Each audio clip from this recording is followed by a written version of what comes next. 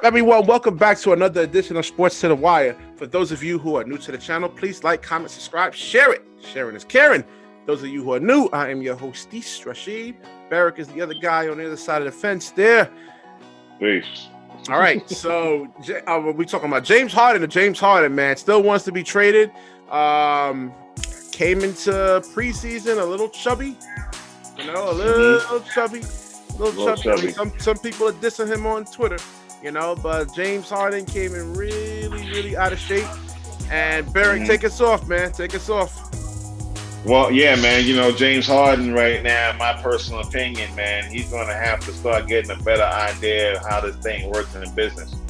But you want to trade, and let me break this down, because this is where my issue is with James. I love James Harden. I think he needs to do things on the other side of the floor on defensive end, but I love James Harden. But, brother, you can't go out there and tell people you want to get traded and then tell them where you want to go. If you just came out and said... He's a superstar, man. He was the... No. There's certain things about how this works, man. It's you have to be a professional, but, hey, listen, I'm not very happy with how things are going on here, etc. And I'm looking at the opportunity of being traded out of here, and I'm not really going to give a destination. I just want them to figure out what the best deal is going to be for both me and them. You could say anything along that way, and it'd have been cool. But when you go out there and say, listen, man, you trade me to Brooklyn, they're going to be like, what? Listen, first of all, you need to keep one thing in mind, my brother. You still got 2 years left on your contract, okay? You still in a position where we control where you go. All right.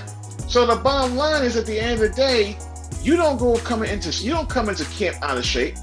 When you're supposed to be with your team, studying and practicing with them, you out there hanging out at some kind of club, or you out there hanging out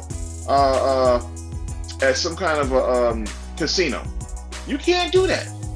You can't do that and expect them to come back at you and take you 100% serious about you getting traded. And of course, Houston made it very clear. We want equal value for you. So if we were trading you to Philly, they wanted Ben Simmons. If you were going to Brooklyn, they didn't want LeVert or Dinwiddie. They wanted Kyrie. Because there's no way Brooklyn is letting KD go. So you tell me, is Brooklyn going to let those guys go for Harden, who doesn't play well on defense, who is shown to be a force to be reckoned with, scores average 35.3% points a game for the last 3 years, averaging the most points a year, but in the postseason, it's another story. You got to think about your position and go from there. Now he's changing his tune. He showed up to camp. He showed up to practice. And the first game he came in, he got 12 points. I'm sharing it on screen right now. We're looking at James Harden, man. He does look top heavy, man. He looks really thick. Yeah. I mean, you just can't do that. Yeah. You can't do that, brother. You can't come in and say that, you were out of shape. And then the thing that really pushes him off, that I don't know if I can side for it or not, but I understand, is that he didn't have a say in the hiring of the coach or the GM. If you a star player and you the big franchise, I always thought you should have some kind of say. KD had some say. KD has some say right now. It's just, it comes to that point where, you have to tell them that you're all in. You got to tell them that you're in a position right now where I understand the business, but you just can't tell people where you want to go. Trade me out of here or else, kind of thing. They're like, wait a minute, you still on the contract. We got no problem trading you, but you can't tell us where to trade you when we control the narrative on that. That's the way it goes. So that's my issue with the situation. That's the reason why we haven't seen a trade yet. Now, that doesn't mean we won't see a trade. Something may happen between now and the trading deadline. Things might change. But you brought in some players, and I want to throw this at you real quick, RASHEED. You brought some players in here. You got Christian Wood. You got Daniel House, John Wall, Eric Gordon to go with James Harden. That's your starting five. I think that's I don't know, man. Okay, that's your starting five. Definitely request, and the management and the ownership is going to have to look at it like this. Is like, hey, you got X amount of years with these players to actually put together a team enough to actually compete with a championship. Either that's going to be free agency, or that will be player development. Now you got to, if you look at Sean Marks, they surrendered all those draft picks.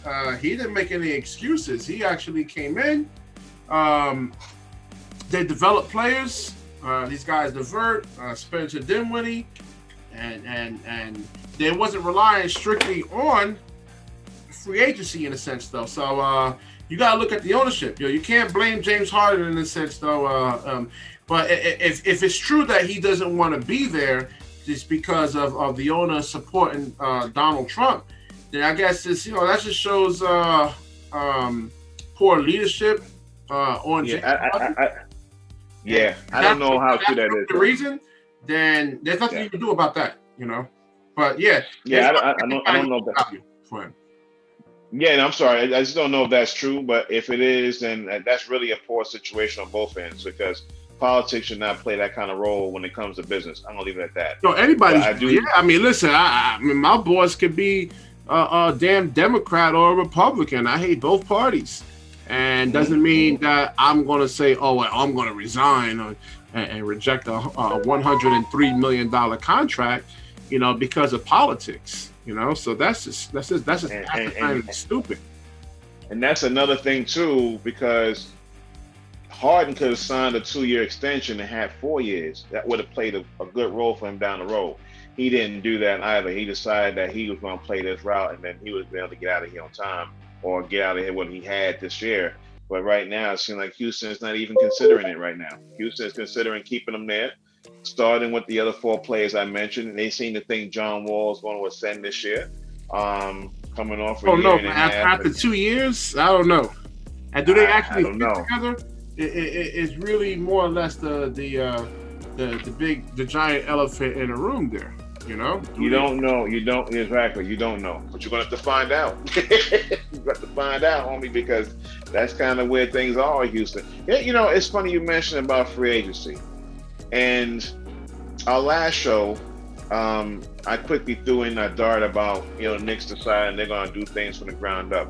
That's part of realizing that there's not much free agent out there to save you. No, it's not. All right, it's not. You got to do free development. You got to do it the old-fashioned way. And the only 2 guys that was sitting there waiting around, you knew damn well they were coming to New York. That was AD and Giannis. You knew they weren't coming, and you weren't even thinking about anybody else. They were considering other options, and now they're off the board. So who is a big-time free agent moving forward? And that's the question. There's nobody that's going to rescue you. It may be somebody that'll bring respectability, but there's no one's going to really rescue. The players that will rescue were on free agent last year. They were free agent this year, and they're all gone. They're where they are now. Yep. And well, it should be, because they're with teams that have a plan, they have stability and respectability at this point. But in saying so, with Houston, they went and hired Paul Silas Jr., who I know has a lot of respect in the NBA. He's young, he's hot, and he knows exactly where he needs to go with this particular franchise. But again, I caution everyone, Harden is a big-time superstar and never had any involvement in the hiring, both of the coach and the GM. That really, really burned his biscuits, bro. I'd say more than anything. That burned his biscuits. So the bottom line now is, okay, I'm all in. I understand if Houston's going to trade me, it's got to be equal value. Ain't no one really willing to trade equal value unless you're going to show that you're going to play ball with them. Not just on the court, but off the court. The things you're doing now is showing some bad signs.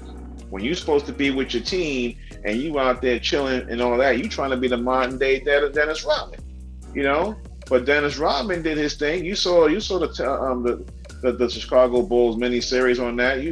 Dennis Rodman he had 3 or 4 days off. Phil Jackson gave him time off, and guess what? Just sent them off, So that's how things went. But go ahead. No, what? Yeah, somebody's calling. No.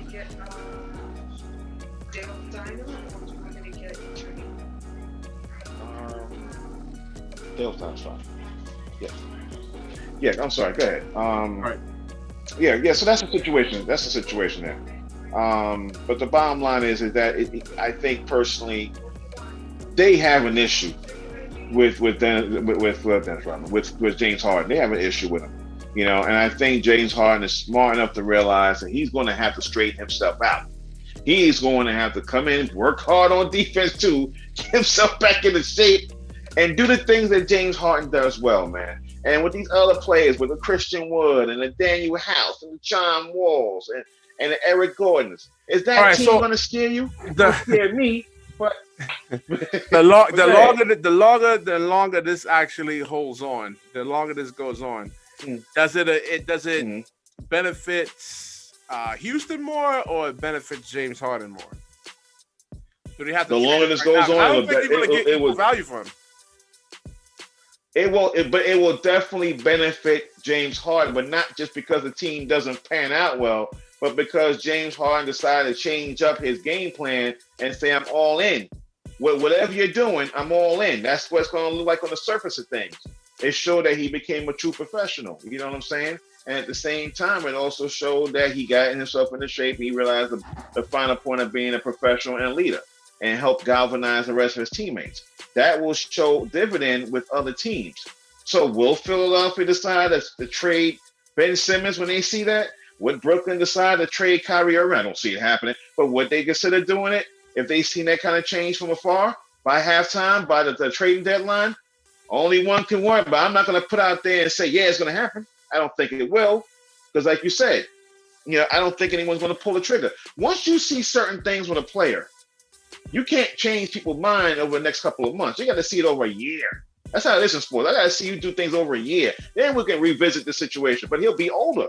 Yeah, listen, his one thing is he wants to go to Brooklyn. I think ultimately he wants to go there, but they're going to have to surrender Kyrie Irving. Now, would you prefer them to actually do that, or would you keep Kyrie? I'll just go with Kyrie and Kevin Durant and see if those two can actually take you to the promised land. Yeah. I would say keep Kyrie Irving. And I'll give you two legitimate reasons why you keep Kyrie Irving. I'll give you two legitimate reasons. One, Kyrie Irving's a showstopper. You hear me? He's a showstopper. Oh, yeah. That dude will put the ball on the floor and he'll have you going towards Atlantic Avenue when you should be going towards maybe Park Slope or something. All right? He will definitely have you doing that. And number two, if I'm not mistaken, you can say what you want about how things worked in Boston and how things went between him and LeBron. But if I'm not mistaken, that man has a ring on his finger. And he was the one that made the game-winning shot. Oh, yeah. Listen, he was instrumental in winning that championship. It's not like, listen, LeBron needed Kyrie and Kyrie needed LeBron. LeBron wasn't winning that championship without Kyrie, and Kyrie wasn't winning that championship without LeBron James. Right, correct. And I watched that whole thing. Kyrie made big shots, had the big shots, defensive plays, shut down Steph Curry. That's right. I just don't see James Harden. I watch both of these players, and Kyrie plays hard on defense, man. Just watch him. He plays hard, sometimes too hard. I'm like, whoa, calm down, dude. I don't want to see you get hurt or anything like that, man.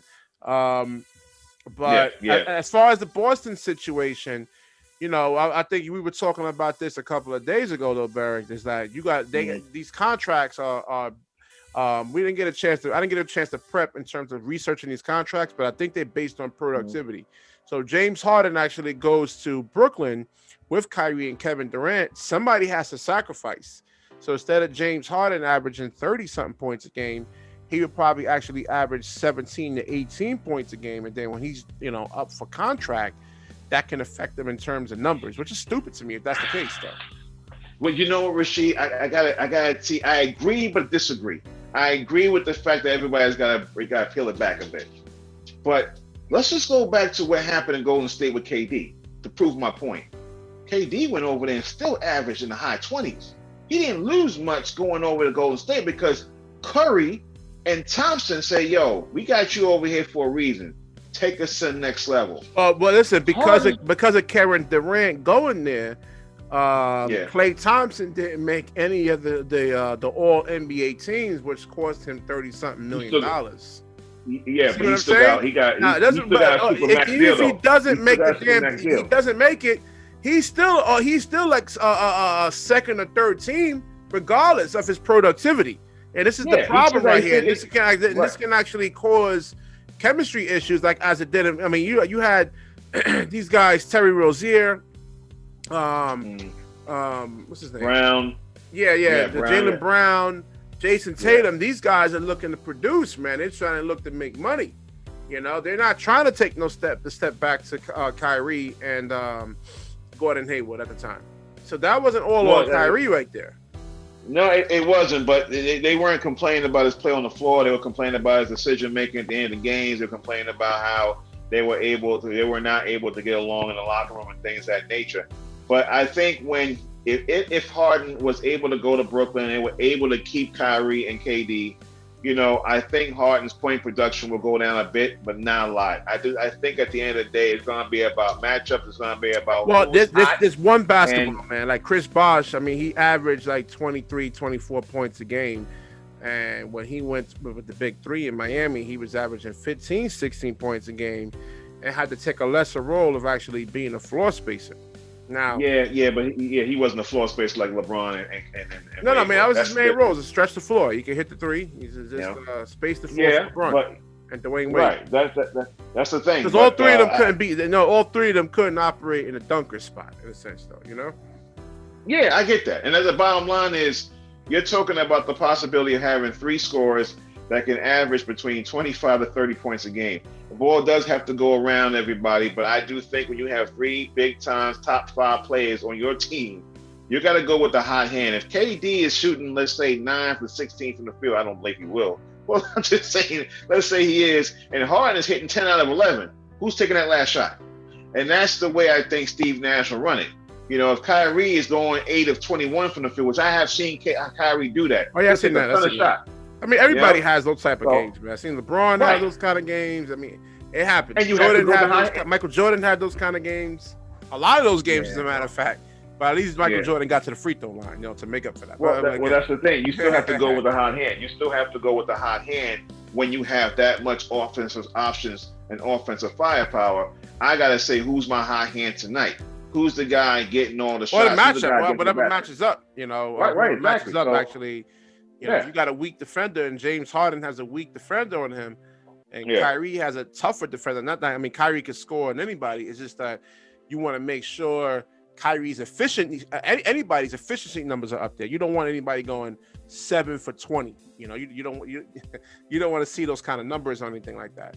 No, you don't. But I think Brooklyn's in a good situation regardless of Harden gets. I want to make sure I put that out there for you or any other Brooklyn fan. If you don't get James Harden, guess what? When you put this team together, no one was even talking about James Harden. This thing just popped up because James went out of Houston. So, you got the team you really wanted. You got a good Karis LeVert who's getting better every year. He's ascending. That's the word I like to use right now. He's ascending. He's doing his thing.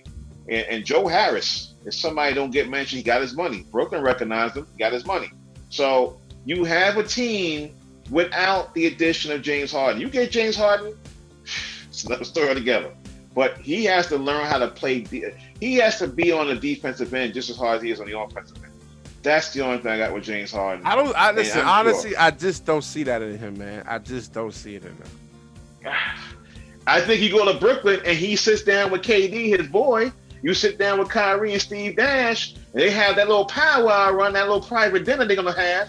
I guarantee that conversation is gonna come up. Yo, Jane, we know what you're doing the offensive end, but we're gonna need them stops at the end. Well, I mean, if it's based on how the contracts are structured, if it's based on productivity, and I gotta go look this up, man. I gotta do some research on this. You're gonna ask James Harden to take up. He already gave up $103 million. So essentially, let's say if they make this trade happen, come to Brooklyn. The additional 2 years. Yeah. So he gives that up. So by you switching the team, and as per the contract, you lose some money. You lose certain percentages.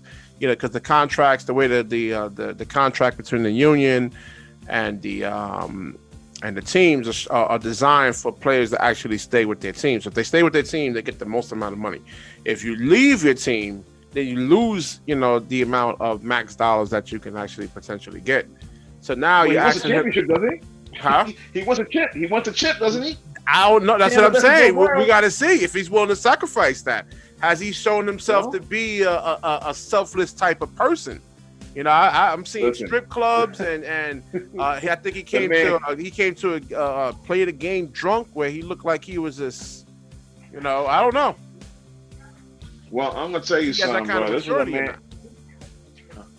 This is a man who cried when they traded him out of Oklahoma City, because remember, it was between him and Ibaka. Oklahoma City decided to keep Serge Ibaka and let Harden go. Yeah, I think it was more because of the strip clubs that? and stuff like that, and I think that was one of the reasons why they let James Harden go. I don't know if that. Okay, I don't know if that surface up or not. I know they had to pay Harden. I remember most of the things that Presti put out there, they had to pay James Harden and they had to pay Ibaka. They had to make a decision where that money was going. And obviously they gave it to Ibaka, which kind of panned out well. They got to the finals. They didn't win it, but they got to the finals. Harden never got to the finals. Yep. So. All right, we're going to wrap this up, everyone. Please like, comment, subscribe, share it. Sharing is absolute caring. When you share, the universe gives back to you. You know, you guys got to practice what I'm saying over here, man. I'm telling you. Come on now, share it. Share the videos out there. Comment on it. Subscribe it. All the comments. All right, guys. All right, see you guys.